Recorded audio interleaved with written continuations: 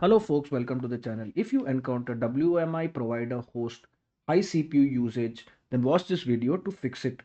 Now the first thing we need to do is restart the Windows Management Instrumentation Service. For that we will go to Services and then click on it, and we will search for the Windows Management Instrumentation Service.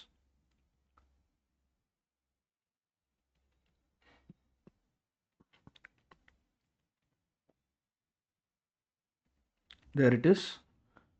We'll right click on it and we'll click on Restart, and it should start working. If that doesn't solve the issue, then we need to run the device and hardware troubleshooter.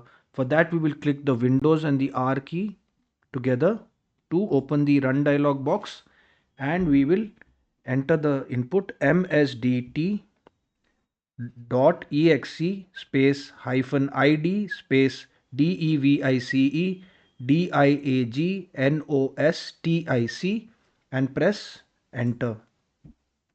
Here we will make sure that we click on advanced and this button is ticked, apply repairs automatically. Click on next and it will start detecting problems and fix them. If that too doesn't work, then we have to restart the computer in the clean boot configuration to make sure some third party service is not causing this high CPU usage error. So for that we will go for system configuration, open it, click on the services tab, and then make sure that you check hide all Microsoft services tab, because if we disable any Microsoft service, then the computer will fail to start. So we will check the third party applications like Adobe, EA, Mozilla, McAfee.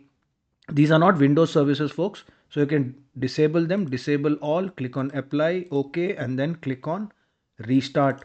And this error should no longer appear once you restart the computer. If this video helped you, then kindly subscribe to the channel. Enjoy your day.